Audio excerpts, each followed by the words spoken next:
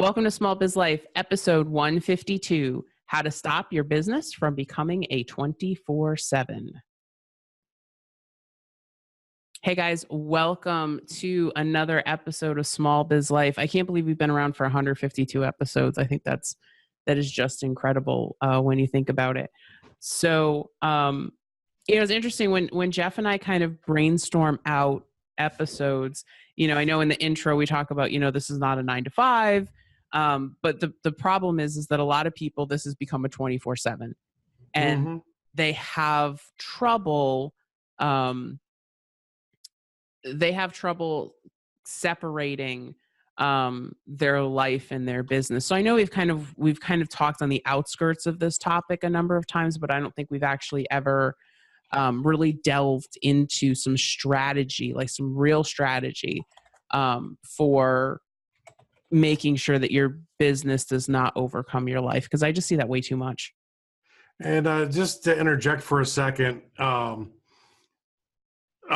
she's talking about the more common problem, but there's another problem a lot of small business owners do is they sometimes also try and create a 9 to 5 job, not realizing that those hours don't always work. How often do you go to the local hardware store or the local used bookstore and they're closed when you get out of work? This is, I think, and maybe it's a different episode, but, it's another way to think about it is, if you're trying to, create a 9 to 5 job, especially if you have a storefront, it makes it really hard for people to interact with you and your small business. Yeah, right. And maybe that is another episode, I think, is kind of talking about the expectations that customers have versus the expectations that business owners have. So I think that'd be a really cool episode to do as a follow-up to this one. So make sure we jot that down so we don't forget. So let's kind of get into this a little bit. So I think, Jeff makes a really good point that I think a lot of people, when they start a small business, they think, I'm going to sit at my desk from 9 o'clock in the morning until 5 o'clock in the afternoon. I might take a lunch break. And then they kind of realize that, especially today, a lot of us are working with customers in different time zones, in different countries. And so, and I especially see this a lot in service providers where they are meeting with clients at 5 o'clock in the morning, at 10 o'clock at night. And it's their business from the time they wake up till the time they go to bed. And sometimes that bedtime is in the wee hours of the morning. It varies. Yeah. And it varies. So we wanted to kind of take some time to talk about how you can stop that from happening in one concise episode. Because I think like I said, we've kind of gone through the outskirts of this, but we've never really talked about it in a concise way in one episode. So I think that the first tip is that you have to have realistic expectations of what you can get done during the day. Or just in general, what you as one person can get done. I think a lot of this stems out of the fact of bootstrapping businesses, which we're big fans of. We've in many ways do that. But you as a human have limitations to what you can possibly get done. You have a certain amount of energy and bandwidth, and that's all you can get done. Right. And so, I think what we as business owners, we need to think about, and if you don't have the daily focus planner, go download the daily focus planner. It's free. You can get it at smallbizlife.com/focus. And what that is that's our planner that we use every day to figure out what we're going to get done. And in our paid group, Small Biz HQ, we actually ask we do it at night. What do you want to get done tomorrow? Right? What do you want to get done the next day? And we have an accountability every single day. We follow up with people at the end of the day. And, I think when we first started that, like people would put big, huge things like revamp my website in a day. Right. And create a website with online course to get done this second. Yeah, exactly. And so as we've worked with them, as we've developed content, we're starting to see, smaller tasks that are actually manageable in a day. And it's so cool to kind of see that evolution with them. Because a lot of them, have been with us for 18 months at this point. So it's kind of cool to see. And it's made us really think about what we can get accomplished during the day, especially because, we have a 7-month-old. Mm-hmm. And even though we both That's really sort of changed what we can get done in a day. Right. So, we definitely aren't functioning on a 9 to 5 schedule. We're, we kind of have these power, I don't know, like these power sessions that are during nap times, or when he's playing really well on his own. And so you're like, okay, what can I get done? Right. And you kind of have that list and you figure it out. But, what ends up happening, I think, is people go, oh, wait, I can't get done everything that I want to get done in, the normal time frame. So I'm going to work late tonight. And then that late tonight becomes late every night. Yeah. Or I'm going to work weekends and it becomes every weekend. Well, I think the other problem too is, one, in general, people are really bad at estimating how long a thing's going to take, even if they're pretty familiar with how to do the task. And the other problem is, we sit there and go, okay, we have all of this time, but the fact is we have responsibilities outside of our business that occur as well.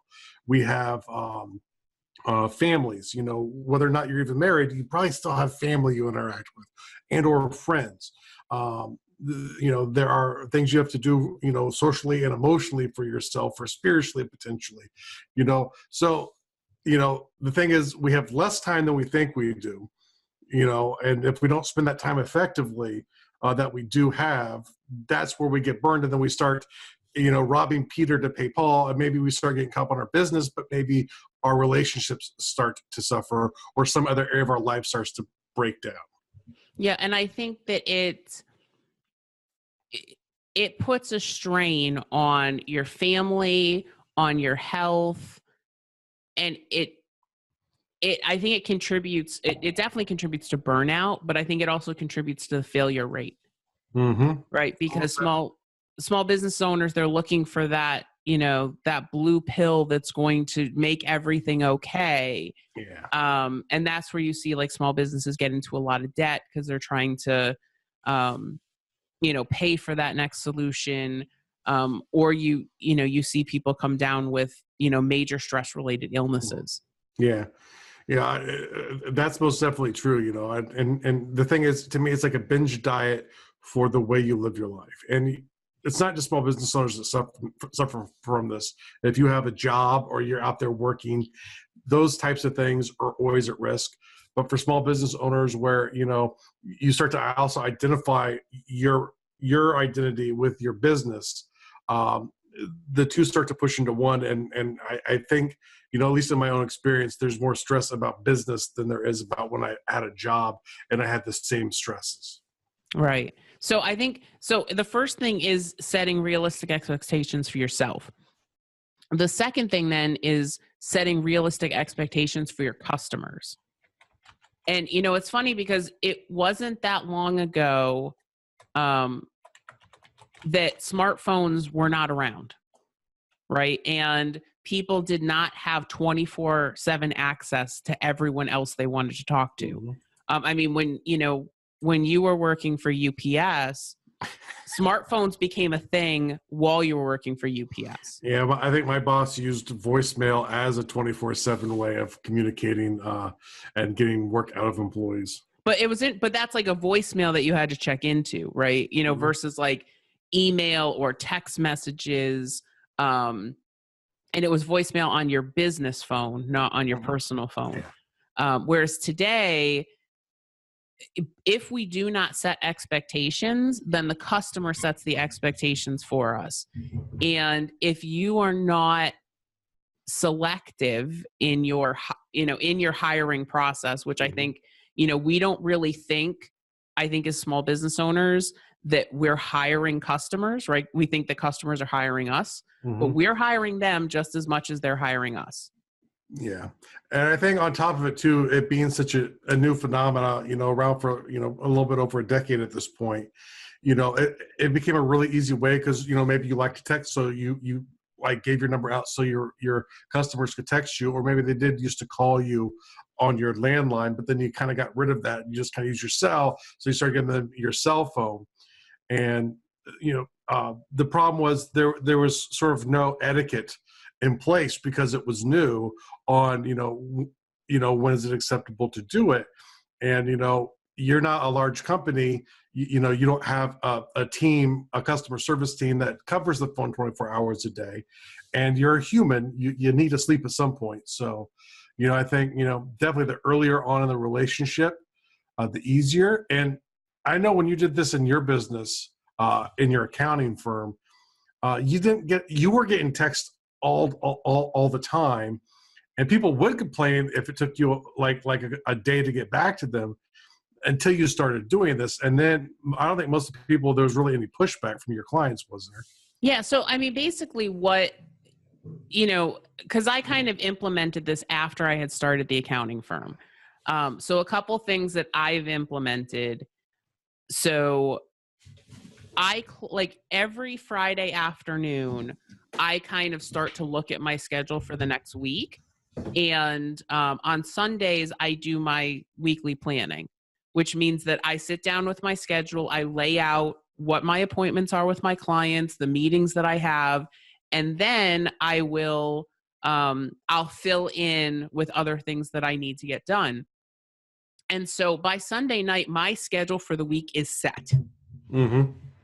That means that if you call me on Monday and say, I'd like to meet with you, I am not going to schedule an appointment with you until the following week because that week is booked. Okay.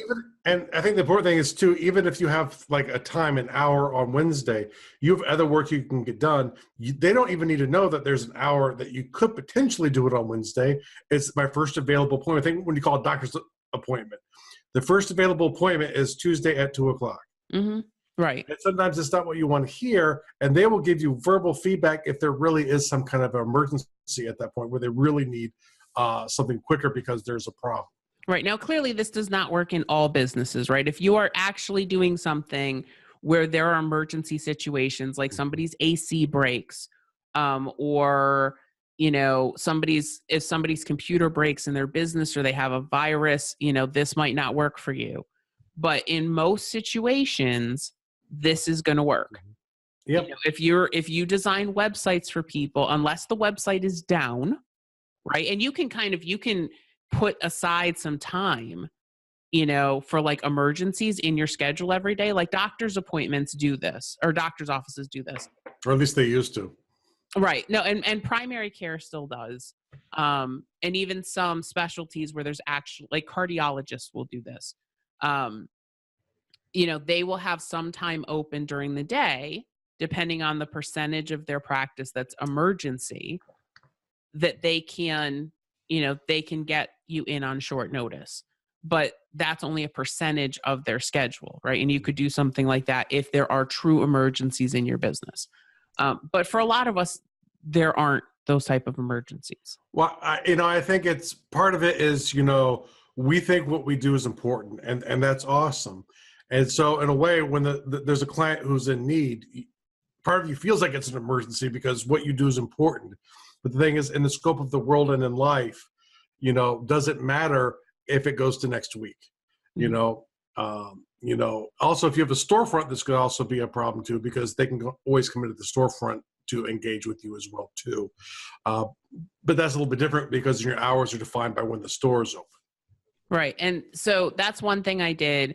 I had clients, and I still do. I've got some, clients that occasionally will send me a text at like 6:00 in the morning. Even if I'm awake, I am not responding to that text, until I get to my desk. Right. Mm-hmm. And typically right now with having Eric, typically I get to my desk probably between 9:30 and 10:00. Mm-hmm. And that's when I will respond. And that's because, I'm saying the expectation that, hey, if you want to send me a text at 6:00 in the morning, because that's when you think of something, that's fine. I am not responding to you at that time. Mm-hmm. And that is perfectly acceptable. If I have a client who calls my phone at 7:00 in the morning, I am not answering that phone call. Mm-hmm. leave a voicemail. I will get to you, when I get to my desk. And that also goes for the end of the day as well. I think a lot of times we let our clients creep into our evenings in non-emergency situations. And I think one of the ways that we do this is we will send emails, we will send text messages, we'll send Voxes, we'll send communications outside of normal business hours. And we give clients the impression that it's okay for them to communicate back to us and get a response outside of normal business hours. And so I know that there are apps that you can get, there are plugins that you can get for email that will allow you to schedule when your emails go out. I would highly recommend getting something like that. And so instead of the email going out at midnight when you're working, it will go out at 9 o'clock the next morning. Yeah. Because that will help reinforce the boundaries, even if you're not working within them. Yep. Okay. So I think that's part number 2. So set realistic expectations for yourself, set realistic expectations for your clients. And then I think that the third thing is that you have to put systems in place so that you are not working 90-hour weeks. So you kind of have to determine, and this kind of, we talked about this was it last week we did the complacency episode? Okay. So we talked about this in episode 151, where we were talking about contentment and complacency, that you have to know how much money you want to make. You have to know what's realistic for you. What would it take for you to actually make that much money? And is that a realistic goal? And if you have all those things in place, that helps you, put those boundaries in place, set them up with your clients, and then put the systems in place to do it. And we'll talk a little bit about the systems. Yeah, and I think too that it also helps tell you that your internet is unstable. You're good though. I still hear you. So, and once Jeff's internet comes back, we'll have him finish that thought. But let's talk about some systems that you can put in place so that you can actually put this into practice. So one thing that's really important for every service provider to have is a working with me document. And the working with me document talks about how you want to be contacted, when you want to be contacted, what is acceptable. I have some service providers like they do not want to get on the phone with people because it's incredibly time consuming. What are the ways that you should be contacted if you're working on like a long-term project with somebody? How do you get them? How do you get your communications together? How do you set things up? So like, do you have a weekly meeting to make sure that things are okay? Do you have, is there like an email that's going to go out on a weekly basis to communicate information? How do you want to communicate? What channels are you going to communicate on to keep the client updated on what's going on with the project? Hey, how you doing? I can't hear you. All right, I think I'm back here again. Okay. So I was just talking about having the how to work with me document. Yes. Okay. So talk a little bit about systems, because I know you kind of got interrupted because of your connection. Yeah. I think, when you think about systems a lot, when you have the systems and the goals in place of where you're trying to go to, that can give you some important information. Like, one, if I can't reach my monetary goal with the current products and services and hourly rate that I use, is there a way that I can work to increase my hourly rate? Just look out to see, is my hourly rate actually where it should be? Is it too low? Can I get some products and services to help supplement the current menu without extra work? It's kind of like being in a restaurant where you take the ingredients you have and see, can I make another dish, with the ingredients I have, that I can start trying to increase the revenue coming in. Because, if we don't have, anything in place, we don't really know where those are. We're just working for work's sake, but that's starting to get too much back into 151. Okay. Yeah. So if you haven't listened to 151, go check that out.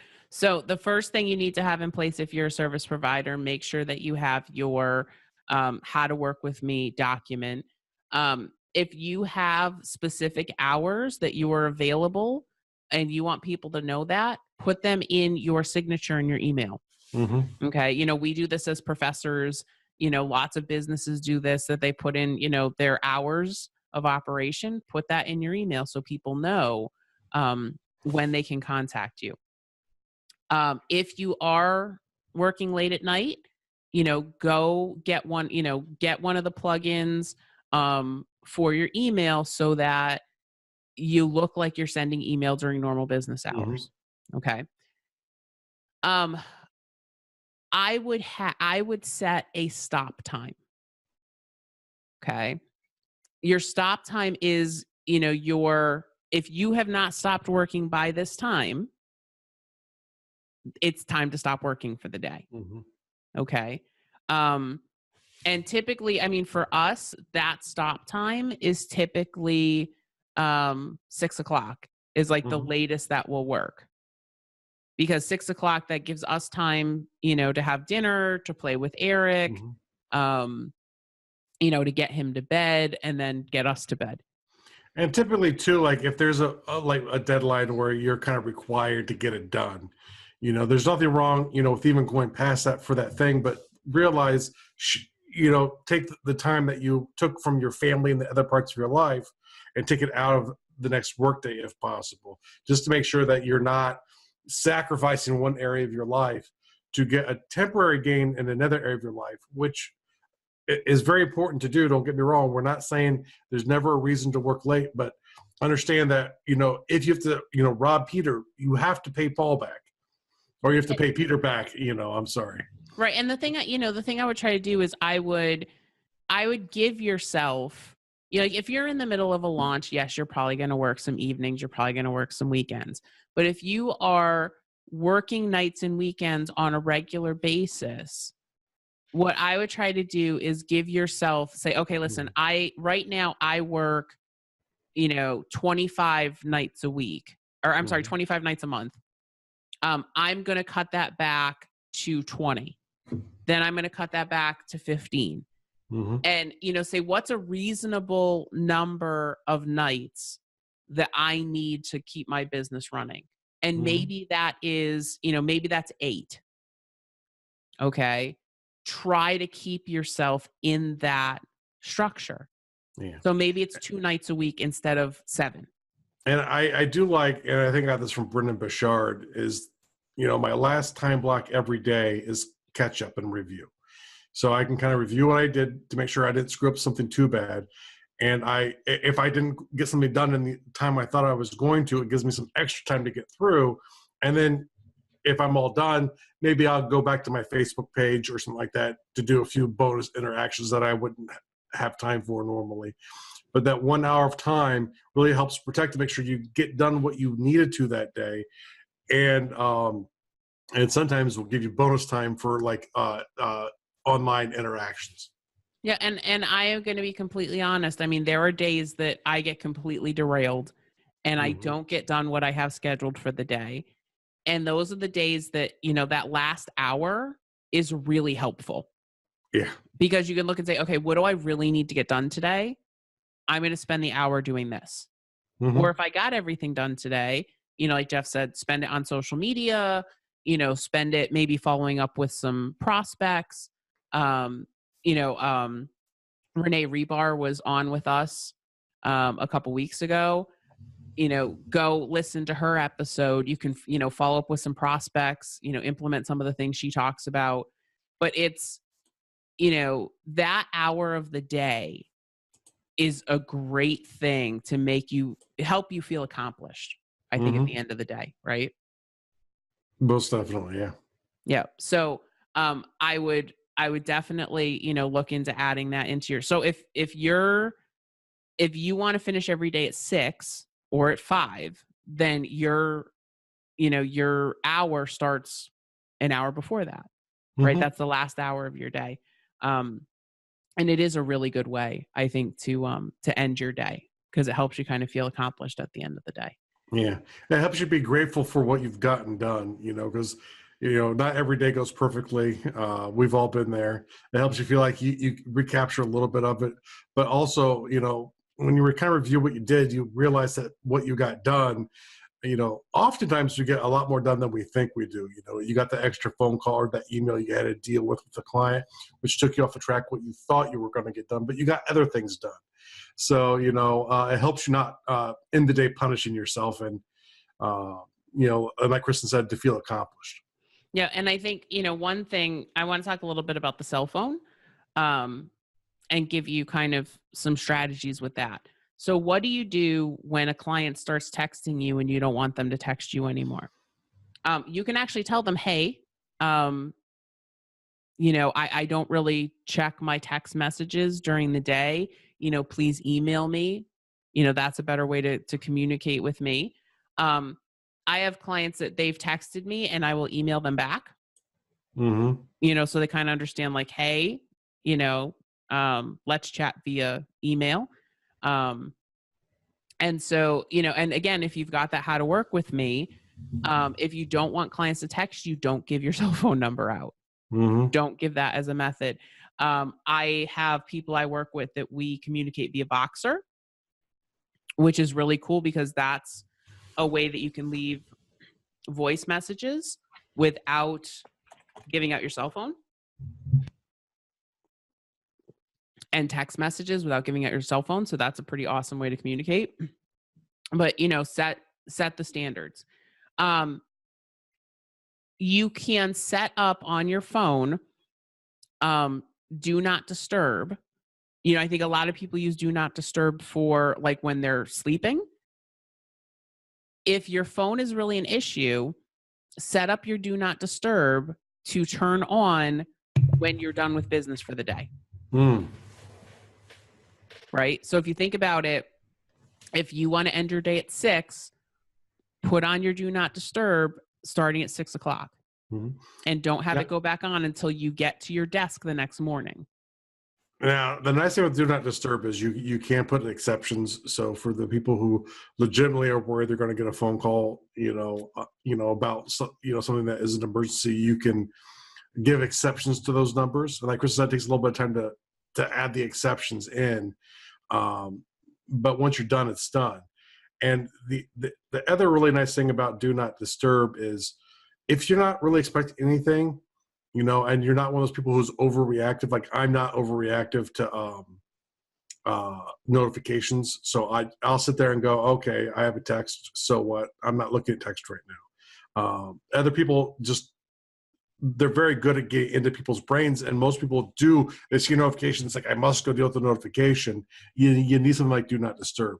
For me, literally, I could just put my phone on mute and I'll check it occasionally and I'll respond to what I want to, and I won't respond to other things, just because that's a trait I have. But if you don't have it, you really need something like do not disturb set up on your phone. So you're not controlled by the notifications. They're put there to design you to do just that. Yeah. And then I think the kind of the extreme, okay, and this is like, okay, I've tried do not disturb. I've turned off notifications on my phone. I've done all these things. The extreme thing that you could do is add another cell phone line to your phone plan, right? So I know, like with T-Mobile, I think we have only got 2. We could add another one for $20. Okay. And we have like unlimited everything. So it, wouldn't affect anything.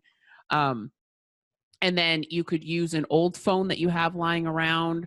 A lot of times when you add a line, you get a phone for free. Look for one of those promotions and then use that line for business. So put your business email on that phone.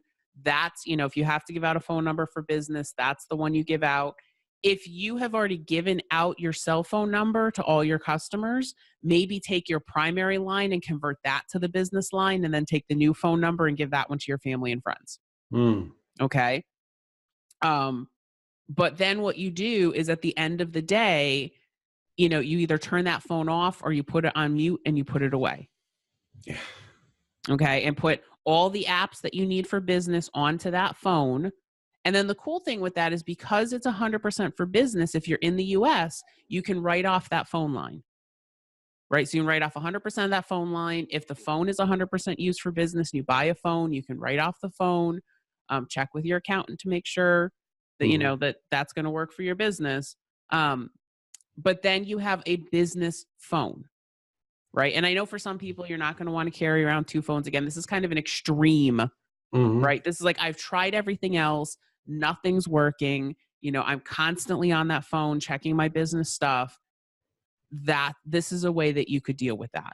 Yeah. I mean, I bet people who will actually go in and check like their text messages and their Facebook messages if they're not getting notifications because they feel like there's something wrong. And, and sometimes the phones, like notifications don't pop and stuff like that. So that stuff does happen. But, some people really, the phone has taken over their lives. And, it's not healthy. It's really not. And that's the thing. It's like, and I remember, like I said, I started my career before smartphones were a thing. So, and I remember that, like, I'm not giving clients my cell phone number for anything. And then a lot of people canceled their primary phone lines. And so the cell phone was the only thing they had, and then, people got Google Voice and we got second lines and, I don't want to spend the money. And so, like the cell phone has become like the central business hub. I know I couldn't run my business without my cell phone. Right. But I will tell you that I've turned off notifications for some of my email accounts. And oh my God, that just makes such a difference because it's not constantly beeping and buzzing at me all the time. I can't tell you how much that has decreased my stress levels. It has helped me reinforce boundaries and literally like just turn off instead of, turning off the notifications on all of your entire phone, just go into your work emails and turn off the notifications and say, I'm going to check that twice a day or 3 times a day. It is amazing how much more productive you will be if you do that. It's incredible, because I'm one of those people. It's like the phone buzzed. Was it my phone? Was it your phone? Let me pick up the phone. Let me see why it buzzed. A simple thing like turning off notifications will help you so much. So, if you have any questions about this, if you have any tips for this, please share them with us. You can share them on the YouTube video. You can share them on our Facebook page or in the Facebook group. The Facebook group is facebook.com/group/smallbiz.life. And join the conversation and share your best tips for creating boundaries in your business and making sure that your business does not become a 24/7. So thank you so much, and we will see you next time.